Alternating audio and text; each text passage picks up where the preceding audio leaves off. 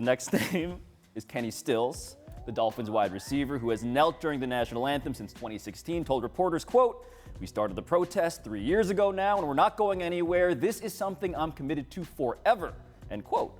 Are you surprised he's still going strong? No, I am not. He's made the decision that this is what it is that he is going to do. Look, we've seen two guys who may have had their careers ended because they've decided they're not going to back down on this issue. So it's not terribly surprising that there's a third who might feel that way. But no, I feel like this has gone on so long that we've lost sight of what is kind of the original question, which is, why do I have to stand for the national anthem? And the better question, why is it that the guys that just sit by the water cooler, they don't get any help for this? Marshawn Lynch is just hanging out. This ain't about the anthem, it's about the cause. Yes, and Kenny Stills has this season been really impressive. If you go and find video of him talking about why he's doing this, all of the bigger picture issues, all of the reasons, police brutality, racial inequality, he's incredibly thoughtful on all of that, and I'm impressed by him. But this, to me, is most notable because he's not making a bigger stink. And maybe that speaks to the complications of Colin Kaepernick and why people love to make that guy specifically,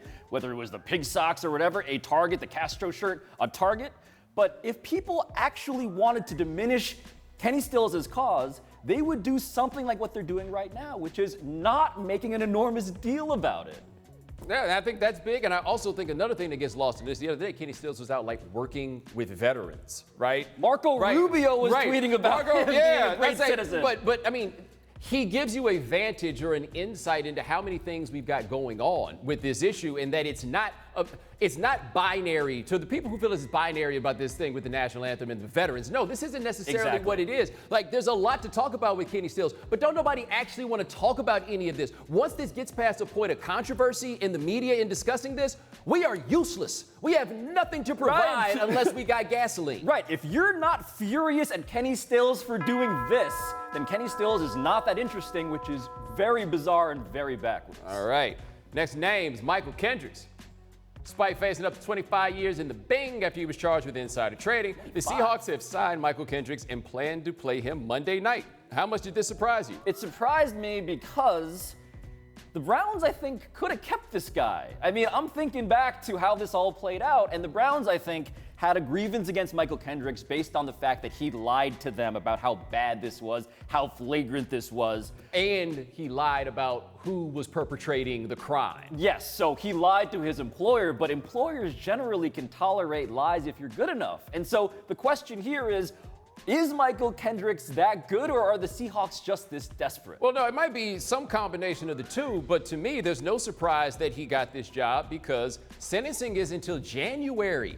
Ooh, don't nobody care about no insider trading. Think about this. Jamal Lewis, when he got popped for facilitating a drug deal on a cell phone, you know what his suspension was? Now, this is pre-Goodell. 2 games. Ooh. He got 2 games, right? So if the league didn't have the Law and Order commissioner man come in here, you could get 2 games for a dope deal. You think somebody cared about this dude getting caught in insider trading? The personal conduct policy is not here because of a broad notion of crime. It's here for the idea of things that offend the public. The public is not offended by insider trading. I'm not surprised they picked him up. Yeah, the NFL is, I think, of all the leagues, the most reactive. And I don't think it's easy for any of these commissioners, any of these judiciary pseudo bodies that the leagues appoint, panels to discuss punishment. I don't think it's easy for them to come up with, here is a sentencing guideline, right? Here is the penal code, here are the federal guidelines, and here's how it translates into games. I think that's an impossible, absurd exercise. So all they do